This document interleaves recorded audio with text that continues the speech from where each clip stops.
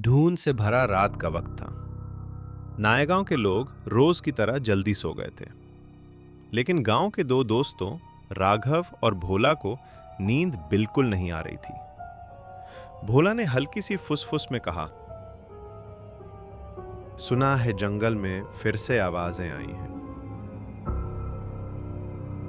भाई, ये सिर्फ कहानियां होंगी, पर लोग डर के मारे जंगल के पास भी नहीं जा रहे। दोनों चुप हो गए। हवा जरा तेज चलने लगी, जैसे कोई सांस लेकर छोड़ रहा हो।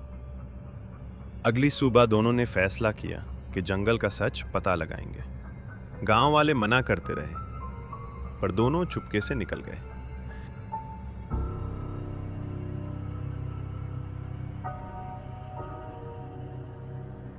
जंगल के रास्ते पर पहला ही कदम रखा तो हवा बर्फ जैसी सर्दी बन गई।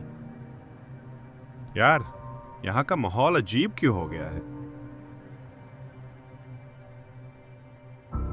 मुझे भी कुछ ठीक नहीं लग रहा। अचानक पेड़ों के बीच से एक टूटी हुई हाशी सुनाई दी।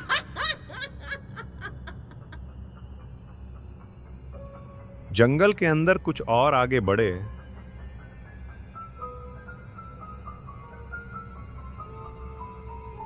तो जमीन पर ताजा खून बिखेरा हुआ था। भोला का गला सूख गया। किसी का खून है? कोई यहां मरा है क्या?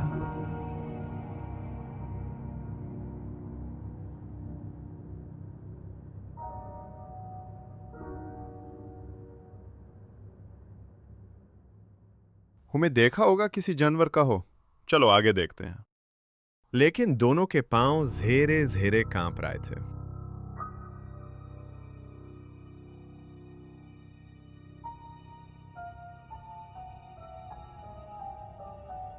जंगल के बीच एक पुरानी दीवार पर खून से लिखा था,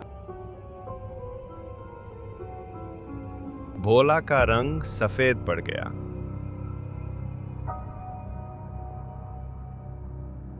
ये किसके खून से लिखा है?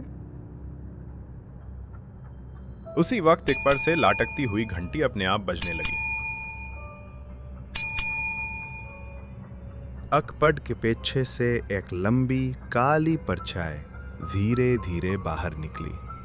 भोला की रूह तक हिल गए। ये क्या चीज है? यहां से कोई जिंदा वापस नहीं जाता।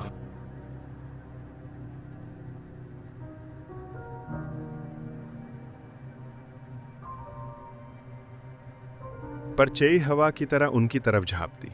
दोनों जान बचाने के लिए भागने लगे। राघव और भोला पूरी जान के जोर से भाग रहे थे। आगे एक पत्थर से टकरा कर भोला गिर गया। राघव ने बिना सोचे भोला का हाथ पकड़ा और खींच कर उठाया। भाई उठ, वरना ये हमें मार देगा। दोनों फिर से जंगल के अंदर अंधी की तरह दौड़ने लगे। दोनों थक कर एक बहुत पुराने बरगद के पेड़ के पास रुक गए। पेड़ के नीचे एक मुर्दा जैसा आदमी पड़ा था। राघव ने धड़कते दिल से पूछा, कौन हो तुम? आदमी ने धीमी आवाज में कहा, बच जाओ, वो बदला लेने निकली आत्मा है। पहले इस जंगल के गांव को काट दिया था, अब जो भी यहां आता है उससे मार देती है। उसके लब आखिरी सांस लेते हुए हिल गए। वो मर चुका था। भोला की आंखों से आंसू निकल आए। ये तो सच में खूनी जंगल है। पीछे से वो आत्मा फिर से दिखाई दी। तुम अब कभी वापस नहीं जाओगे। दोनों चिल्लाए और जंगल के बाहर की तरफ दौड़ पड़े। दोनों किसी तरह जंगले का दरवाजा दिखाई दिया। राघव ने जोर से भोला को धक्का दिया।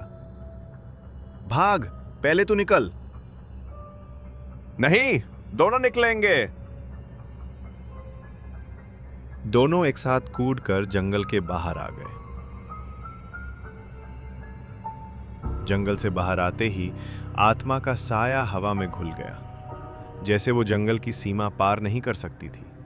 दोनों जमीन पर गिर गए, सांस सांस में समाई हुई। गांव वालों ने उनकी बात सुनकर जंगल का रास्ता पूरा बंद कर दिया। रात को अब कोई भी उस तरफ नहीं जाता। भोला ने डर के साथ कहा, अगर हम 1 मिनट और रुक जाते तो शायद हम जिंदा नहीं होते। राघव ने धीरे से कहा, खूनी जंगल का राज यही है। वहां एक ऐसी आत्मा का बदला छुपा है जो किसी को जिंदा वापस नहीं आने देती।